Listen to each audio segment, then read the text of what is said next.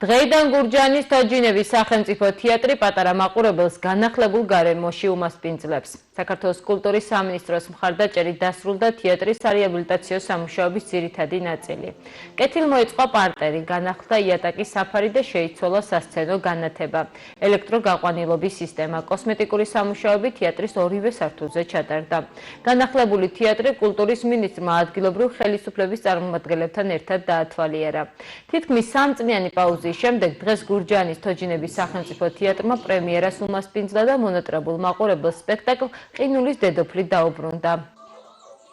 მე მინდა გურჯაანელებს და გურჯაანს მიულოცო, რომ თოჯინური თეატრი აღვადგინეთ, გარემონტდა ეს სივრცე და ყველამ კარგად იცის, რომ ეს თოჯინების თეატრი აქ არსებობდა და მიჩვეულია გურჯაანელი მაყურებელი, რომ არაჩვეულებრივი სივრცე ჰქონდეთ. ეს არის ის მცირედი, რაც კულტურის სამინისტრომ ჩვენ თოჯინების გაერთიანებასთან და ნიკა საბაშვილთან ერთად წლევანდელი წლისთვის შევძელით, თუმცა გეგმები გვაქვს ძალიან დიდი და ვიმედოვნებ, რომ ყოველ მომდევნო წელს გურჯაანი კიდევ უფრო დიდი სახელოვნებო სივრცეებით და ფესტივალებით იქნება წარმოდგენილი. დღეს ჩვენ ვიმყოფებით გურჯაანში ახლად რეაბილიტირებული თოჯინების თეატრში.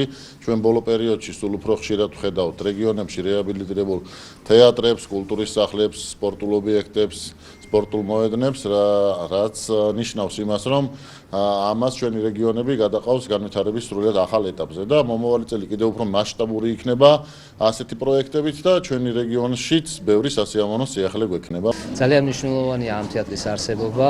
გარდა ადგილობრივი სპექტაკლების, გურჯაანში დაიწყება კვირეულები, სადაც ყველა ის თეატრები ჩამოვა, რომელიც საქართველოში გაგვაჩნია გაერთიანებას და გურჯაანელ მაყურებელს ჩვენ შევთავაზებთ ძალიან მრავალფეროვან და ძალიან ჭრელ რეპერტუარს. სპექტაკლის ჩვენებები, რა თქმა უნდა, გაგრძელდება საახალწლო პერიოდში.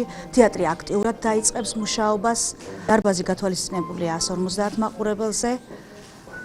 ველოდებით მონატრებულ მაყურებელს.